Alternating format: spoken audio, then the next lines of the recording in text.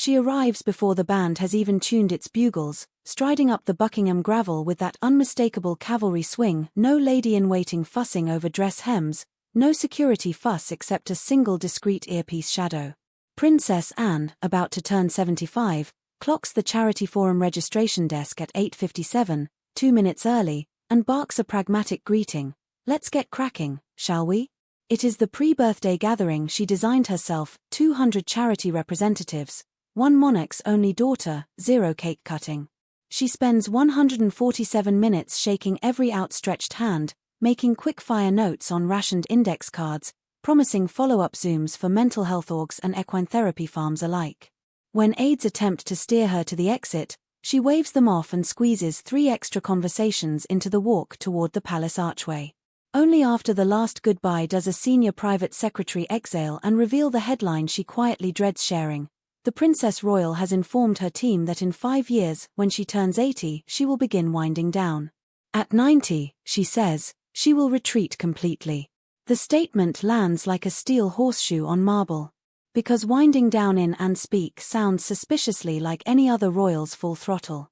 Yet if she even halves her workload, the royal duty ledger will tilt off its axis. The quiet decree. Roya Nicker breaks the scoop on her podcast and has told confidants she will follow her father's model, easing at 80, retiring at 90. This is not a public proclamation, it is typical Princess Royal candor, delivered with minimal fuss to staff who now stare at scheduling software the way sailors study storm charts. They have 5 years to redistribute an annual average of 400 engagements, 70 overseas tours, and countless unscheduled hospital visits executed under the radar. The timing is more than symbolic. Charles's health remains a question mark footnote in every court circular. Catherine is still convalescing. Prince Edward and Duchess Sophie shoulder growing loads but remain junior in precedence. William balances Regents-level prep with child-rearing and property chess. Harry is California-locked. Anne's countdown therefore feels less like a gentle easing and more like a clarion call. Find your replacements, Windsor, before the stopwatch hits 0. Hardest working royal, a numbers game. Consider the metrics. Since her first ribbon cut in 1969, and has logged roughly 25,000 official engagements. She has traversed the equivalent of 4 circumnavigations in state cars, helicopters, and economy-class rows. She famously eschews first class on short flights. Her patronage list tops 300 organizations. During the pandemic, while other royals scrambled to master Zoom etiquette and racked up the highest number of digital calls, often double-stacking 20-minute charity check-ins between mounted regiment briefings. Veteran courtiers joke that if you removed Anne's diary from the royal matrix, the spreadsheet would load with a 404 error. She covers constituencies no one remembers until a hospital wing needs opening or a lifeboat station needs moral scrubbing. She is the monarchy's grit, unglamorous, indispensable. The Philip playbook. Anne's timeline mirrors her father's. Prince Philip remained frontline until 2017, aged 96, before withdrawing to Wood Farm, Sandringham, with unceremonious minimalism and a single staff member. His retreat left a vacuum in ceremonial representation and public speaking that still reverberates. And watched that withdrawal up close, she heard the hush that fell in service charities suddenly without their honorary commodore. She knows a monarchy can survive abdication scandals and divorces, but duty gaps wound its skeletal structure. Her 5-year notice is both a courtesy and a provocation: adapt or fracture. Charles's dilemma. The king's calendar already pulses with chemo appointments and weekly Redbox marathons. He counts on Anne as his unflappable pincer arm, dispatching her to open spinal injury gardens in Sheffield while he hosts constitutional scholars at Birkhall. Replacing her stamina demands 2 or 3 mid-level royals, yet the slimming down agenda has trimmed that bench. Princess Beatrice and Eugenie hover as part-timers, Louise and James Wessex are still university age, Zara Tindall shuns royal payrolls. Charles also recognizes Anne's cross-party respect. MPs who sneer at coronation pomp still gush that princess and turned up in the pouring rain to replant a community orchard. Her authenticity is the monarchy's PR Kevlar. The king therefore faces a paradox, endorsing her right to rest while quietly begging her for extension options. The Camilla Anne axis. Queen Camilla has discovered an unlikely sisterhood with and both once vilified by tabloids, both equestrians, both irreverently pragmatic. Camilla, juggling consort duties and husband's health, privately hopes Anne's wind-down remains theoretical. She confides to a lady-in-waiting, "I'll chain her to the rigging if she tries to desert too soon." And reportedly quipped back, "You can have my schedule, but bring waterproofs." The generation below. William watches with mixed awe and dread. He values his aunt's counsel. She drilled him on investiture etiquette and crisis visit triage long before his first solo tour. He also knows her departure accelerates his horizon. Fewer senior buffers mean earlier assumption of dynastic weight. Catherine, still recovering, acknowledges and as template for resilience, she just does. No press strategy, no insta-filter, just gets on with it. Catherine's early years foundation has welded with Save the Children thanks to Anne's gentle introductions. Losing that mentorship would sting. George, Charlotte, and Louis adore their great-aunt who solves Lego castle engineering problems, labels them crew, and insists they call her Zon, the nickname William coined in toddlerhood. And, steely in public, becomes mischievous at Anmer Hall sleepovers, challenging them to timed jigsaw races. The children's letters for her 75th overflow with Crane gallantry, "Thank you for saving whales and nurses and giving us crisps at bedtime." The calendar still burns. Those fearing imminent retirement need only glance at Anne's August docket. After her Buckingham Charity Forum, she zipped north to Edinburgh, greeting a Ukrainian naval band performing bagpipes for the first time since the invasion. 2 days later she inspected Shetland pony conservation dogs at Balmoral Estate, then dashed to open a youth sailing hub in Portsmouth. Each event lasted longer than scheduled because Anne peppered organizers with technical queries: hull displacement ratio? Veterinary sedation dose?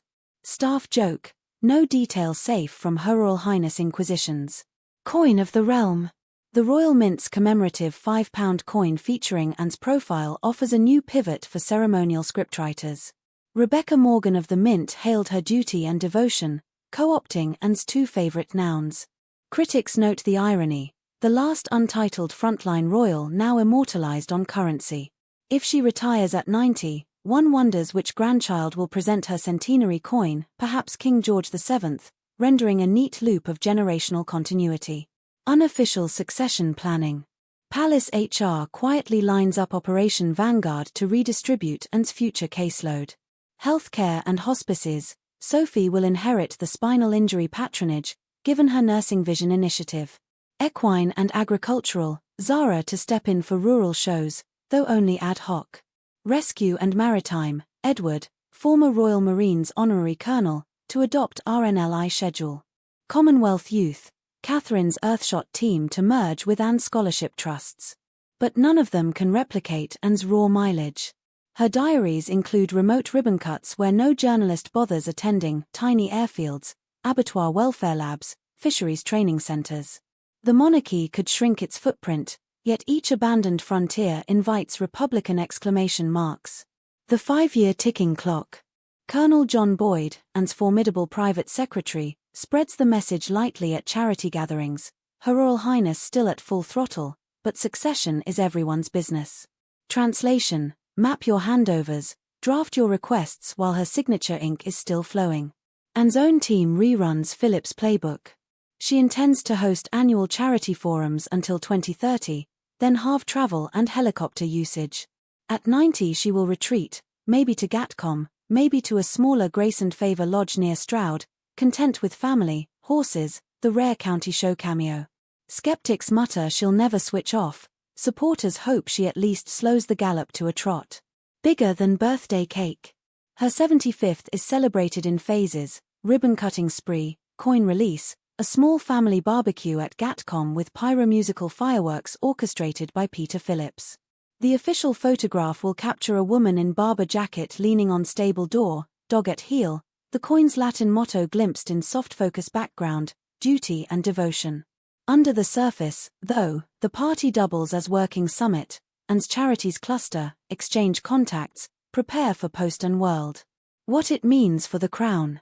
If Charles recovers and reigns another decade, Anne's partial wind-down may coincide with William's full regency.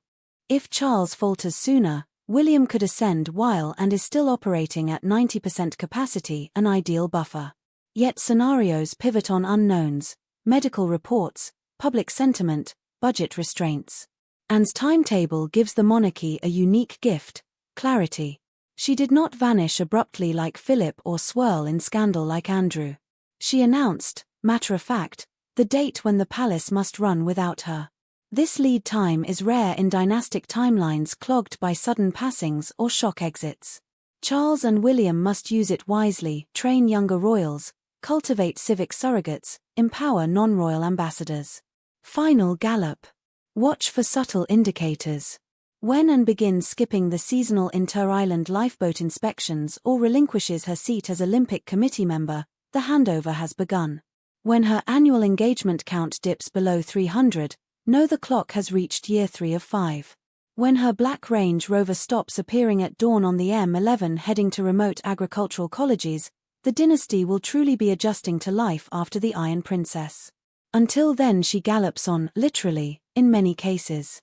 She still rides daily at Gatcombe, jumps a 2-foot hedge to clear cobwebs, and quizzes stable grooms on hoof abscess treatments. She texts Catherine links to early years neurological research at 11 p.m. She answers her own office phone if a junior staffer is at lunch, princess and speaking jolts unsuspecting charity CEOs into pin-drop silence. So raise a toast on August 15th, to 75 years of unswerving velocity and to a 5-year warning that might jolt the crown toward overdue recalibration. And has given the Windsors one final act of service, advance notice of her departure.